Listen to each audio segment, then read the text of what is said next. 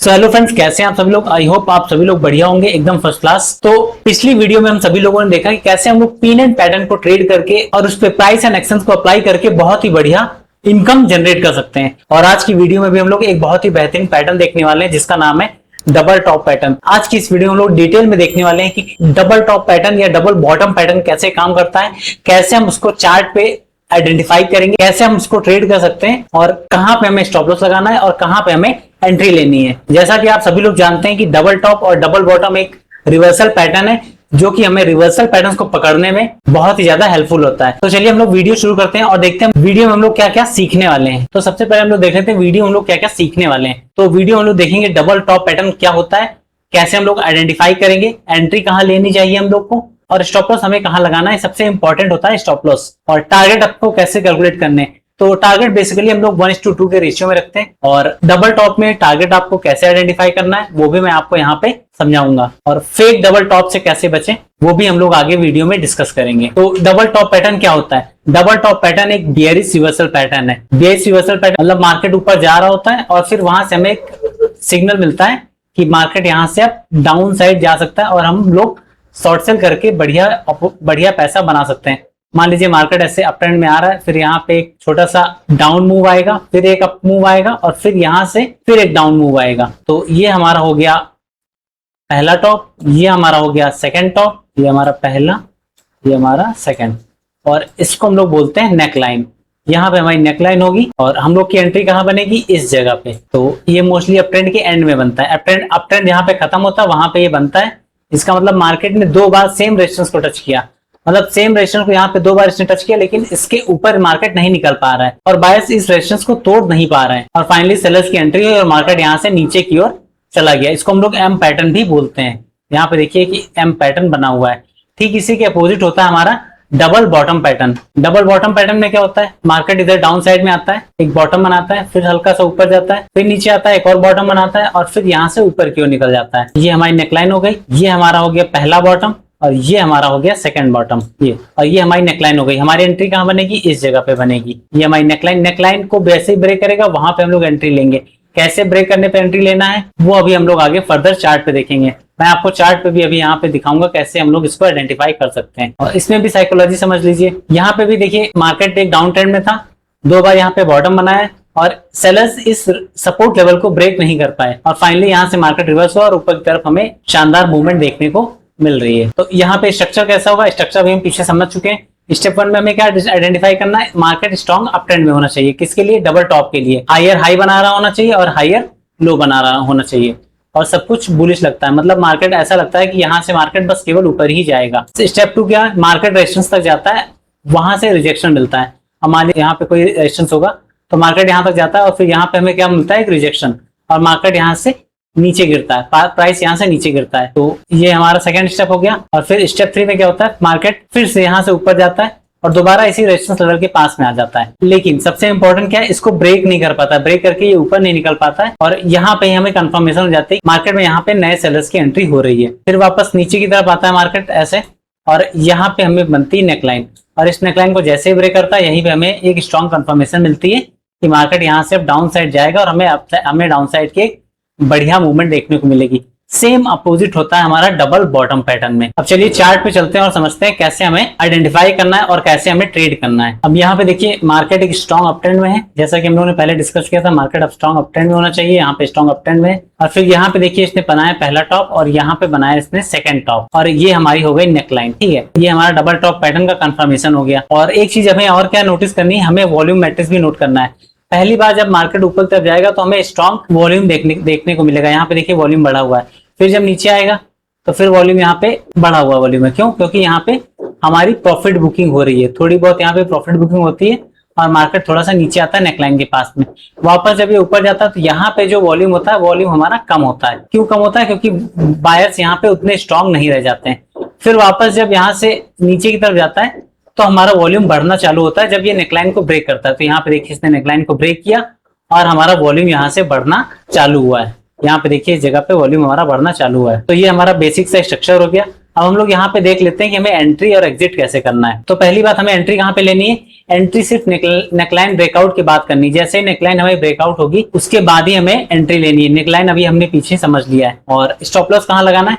Second bottom के नीचे, sorry यहाँ पे सेकंड टॉप होगा, सेकंड टॉप के नीचे। और टारगेट क्या होगा? टॉप से नेकलाइन का डिस्टेंस होता है।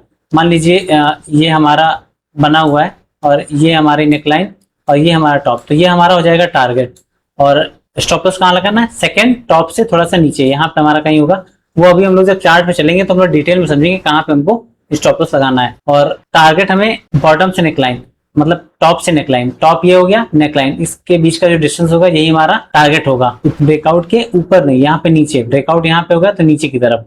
ये जो कंडीशन लिखी है ये डबल बॉटम के लिए लिखी है, ये डबल बॉटम के लिए लिखी हुई है। तो चलिए चार्ट पे चलते हैं और समझते हैं कैसे एंट्री लेनी है और कैसे हमें ट्रेड करना है। तो यहाँ पे देखिए इस वाली कैंडल ने ब्रेक किया, तो इस कैंडल के ब्रेकआउट से नीचे यहाँ पे हमारा ट्रेड एक्टिव होगा। यहाँ पे हमारा ट्रेड एक्टिव होने वाला है। और स्टॉप लॉस जो ये सेकंड वाला जो टॉप है इससे नीचे, तो यहाँ पे हम लोग लगा के चल सकते हैं। इस केस में हम लोग यहाँ पे लगा के चल सकते हैं। तो अभी आप समझ गए, ये हमारा एंट्री पॉइंट हो गया, ये हमारा स्टॉप लॉस हो गया और ये हमारी नेकलाइन है। नेकलाइन का कलर मैं चेंज कर देता हूँ, ये कर देता हूँ रेड। ये हमारी नेकलाइन हो गई।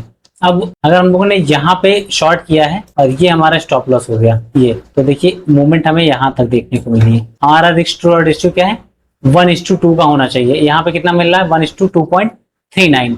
और दूसरा हम लोगों ने टारगेट अभी क्या पढ़ा था हम लोगों ने, कैसे टारगेट कैलकुलेट करना है। तो टॉप से नेक लाइन का डिस्टेंस जो भी होगा वो हमारा टारगेट होगा। तो यहाँ पे टॉप पे अगर हम देखें तो 1479 इसका टॉप बना है और नेक लाइन पे क्या है? 1468, लगभग 11 रुपए के आसपास हमारा टारगेट होना चाहिए। और यहाँ पे हमें कितना मिल रहा है? 1466 पे हमारी एंट्री हुई और एग्जैक्ट मूवमेंट इसने कहां तक दिखाई है? 1453, लगभग 13 रुपए के आसपास। तो बहुत ही बढ़िया मूवमेंट यहाँ पे हमें देखने को मिली है। अगर आप स्ट्रिक्टली 1:2 के रेशियो में टारगेट्स रखते हैं तो आपको बहुत ही बढ़िया रिटर्न्स देखने को मिलेंगे। और दूसरी इंपॉर्टेंट बात क्या है कि हमें इंटरडे में सेम डे में सौदा बनाना भी होता है और काटना भी होता है। तो यहाँ पे हमें 1:2 का रिस्क टू रेशियो मिले वो मोर देन सफिशिएंट होता है। चलिए हम लोग दूसरा एग्जांपल देखते हैं और वहां पे हमें और अच्छे तरीके से समझ में आएगा। अब यहाँ पे देखिए ये कोल इंडिया का चार्ट है। यहाँ पे भी हमें एक बढ़िया अप ट्रेंड का फॉर्मेशन देखने को मिला। ये हमारा पहला टॉप बन गया और ये हमारा बन गया सेकेंड टॉप और ये हमारी हो गई नेकलाइन। ठीक है, इतना आप समझ गए होंगे। और वॉल्यूम भी आप देख सकते हैं, यहाँ पे वॉल्यूम बढ़ा हुआ है। फिर नीचे आते हुए भी थोड़ा वॉल्यूम यहाँ पे बढ़ा हुआ होता है क्योंकि यहाँ पे होती है प्रॉफिट बुकिंग। फिर ऊपर जाते हुए यहाँ पे जो वॉल्यूम होता है ये वॉल्यूम घट जाता है। फिर जैसा कि आप जानते हैं कि हमारी एंट्री होती है यहाँ पे नेकलाइन के ब्रेकआउट होने के बाद में। तो ये कैंडल यहाँ पे ब्रेकआउट की तो इसके नीचे यहाँ पे हमारी एंट्री बनने वाली है यहाँ पे। और स्टॉप लॉस कहां पे लगाना है? इस कैंडल से थोड़ा सा ऊपर, यहाँ पे हमारा स्टॉप लॉस होगा। नेक लाइन का कलर हम लोग चेंज कर देते हैं, ये रेड कर देते हैं। अब अगर हम लोगों ने यहाँ पे शॉर्ट किया है और ये हमारा स्टॉप लॉस है तो देखिए मूवमेंट ऑलमोस्ट हमको यहाँ तक देखने को मिली है इस जगह तक। तो यहाँ पे भी हमारा रिस्क टू रेशियो 1:1.68 का है। 1:2 का रिस्क टू रेशियो यहाँ पे हमारा फुलफिल नहीं हो पाया। लेकिन अगर हम लोग टारगेट, जैसा कि हम लोगों ने पहले बात की कैसे कैलकुलेट करते हैं, अगर हम लोग यहाँ पे टॉप देखें तो ये 441 का है, 441 का, और नेक लाइन पे हमारा 437 का, 437.50। तो मान लीजिए ऑलमोस्ट 3.5 रुपीज का हमारा यहाँ पे टारगेट बन रहा था। और यहाँ पे एंट्री हमारी हुई 436.30 पे और मूवमेंट इसने दिखाई 432.50।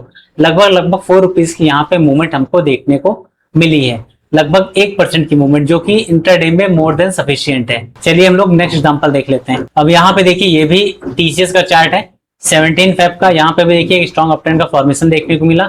ये हमारा पहला टॉप बना और ये हमारा बना सेकंड टॉप।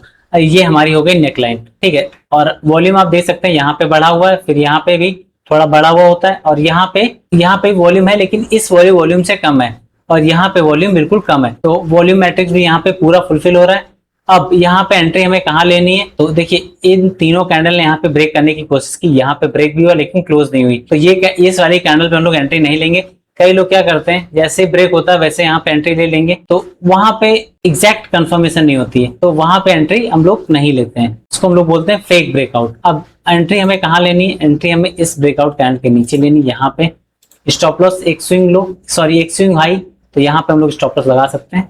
देखते हैं कहाँ पे, इस जगह पे। ये हमारा स्टॉप लॉस हो गया। अब एंट्री यहाँ पे हो गई हमारी, स्टॉप लॉस यहाँ पे हो गया। तो टारगेट देख लेते हैं। यहाँ पे अगर हम लोगों ने शॉर्ट किया है तो ये हमारा स्टॉप लॉस हो गया। बहुत बड़ी मूवमेंट यहाँ पे देखने को मिली, 1:4.43 की मूवमेंट यहाँ पे देखने को मिली। अगर हम लोग यहाँ पे टारगेट कैलकुलेट करें, 2759 का हाई है और ये हमारा 2730, लगभग 30 रुपए के आसपास का टारगेट होना चाहिए। यहाँ पे हमें कितना मिला, 2722 एंट्री हमारा, और टारगेट कहाँ तक है 2662, लगभग 60 रुपए के आसपास। तो लगभग 3% की मूवमेंट यहाँ पे भी हमें देखने को मिली। तो ऐसे आप डबल टॉप को ट्रेड करके बढ़िया पैसा बना सकते हैं।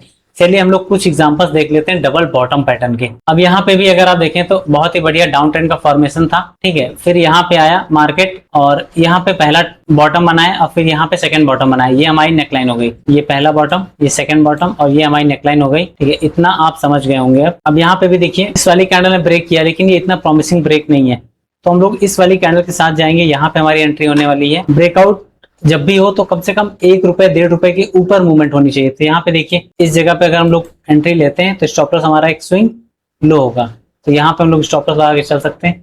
अब बिल्कुल आप कहें कि बिल्कुल एग्जैक्ट यहाँ पे लगा चलेंगे तो बहुत ज्यादा चांस है कि आपका स्टॉप लॉस हिट होगा ही होगा। थोड़ा सा स्टॉप लॉस हमें नीचे बफर के साथ लगा के चलना पड़ेगा।